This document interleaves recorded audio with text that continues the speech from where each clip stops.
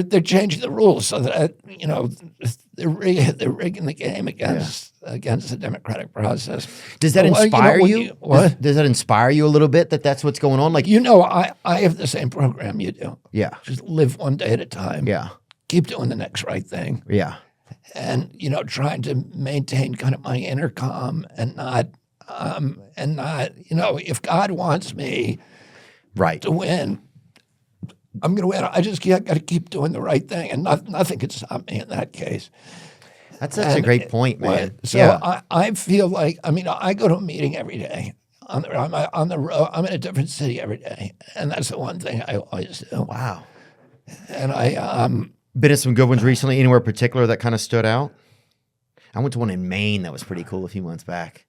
I got in there, and the guys was like this in there. No, I went to one the other day where it was a guy, and first of all, I went to one in Barbados one time where they were talking no beer for me, man.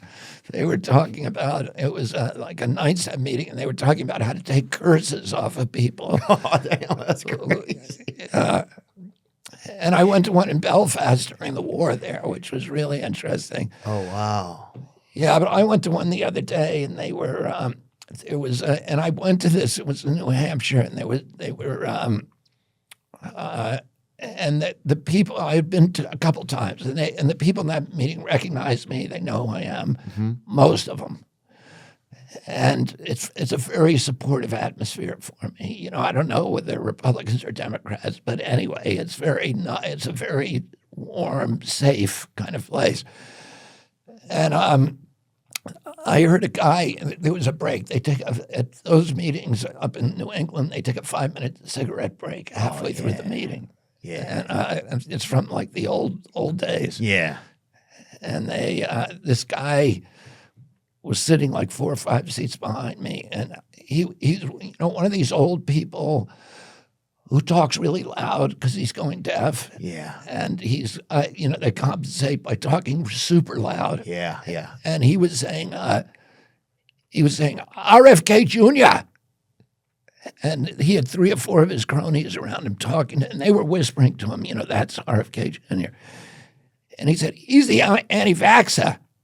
And I was just listening. I was like, I can hear what you're saying. So, anyway. Yeah, well, some senior citizens, their whisper gets a little high. A little high in the whisper.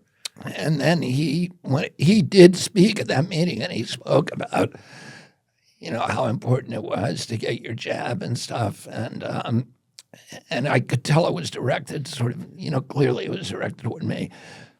But I feel like peaceful. And afterward, I went up and, talked to him, said hi,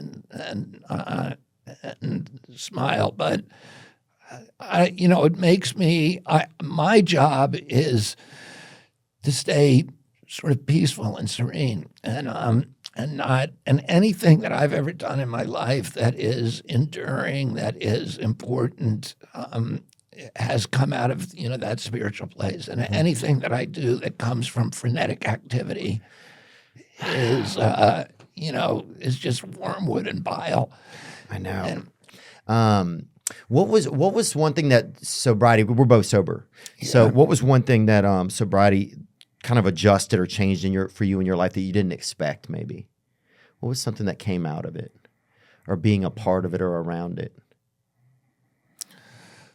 Well, it changed everything in my life, because I think before I came in, I was just like a bundle of appetites, and that's when you're kind of living according to self-will, and it's like whether it's drugs or alcohol or sex or extreme behavior or just I was always just filling that empty hole inside of me with things, trying to fix that by reaching for things outside of myself. And my mind is like a formulation pharmacy. I can turn anything into a drug. And, and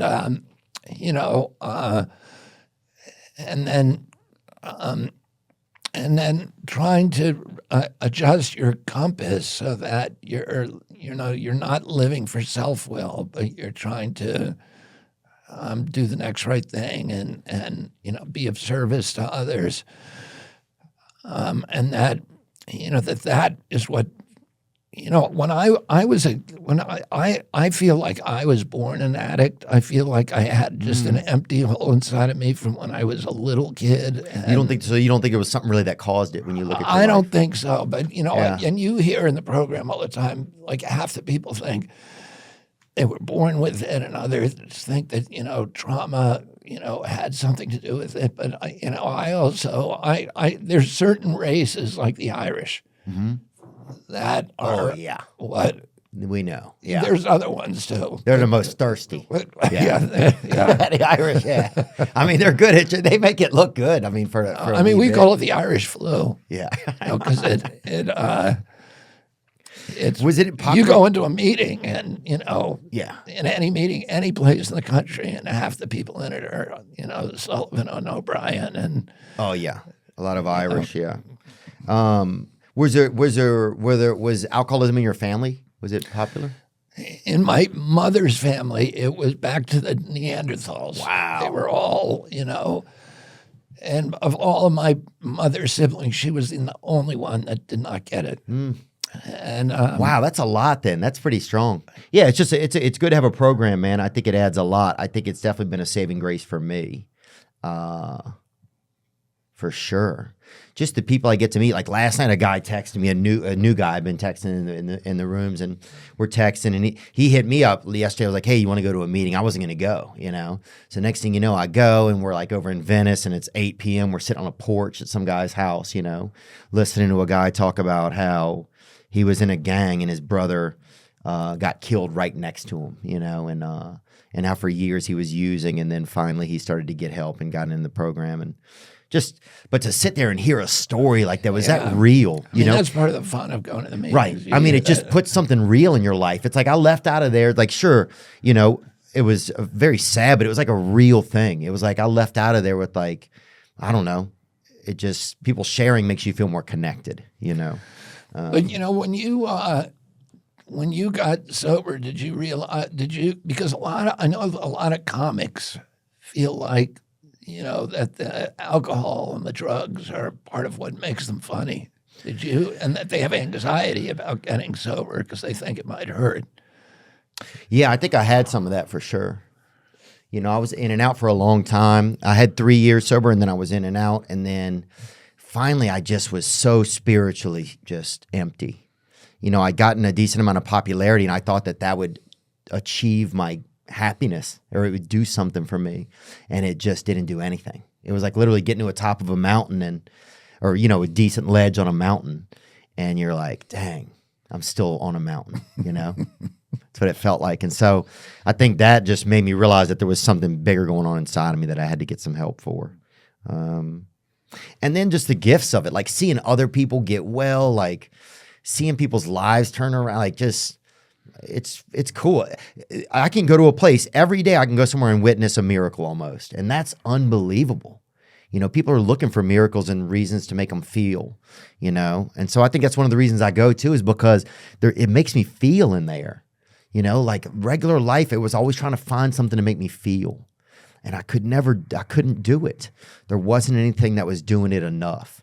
But man, I go in there and I see somebody who their life has changed, and man, it makes me feel, and that's really what I've always been looking for. I've just been wanting to feel, and that's probably one of the most blessings of it. And then just getting to meet cool. I mean, like, you and I are friends. I have so many, most of my friends are sober. Yeah. It's kind of crazy. It's just how it kind of works out. And also some of them used to be the biggest derelicts. So you get to hang out with the craziest people in the world, I mean, alcoholics are generally kind of desperados. Yeah. Oh, they're interesting.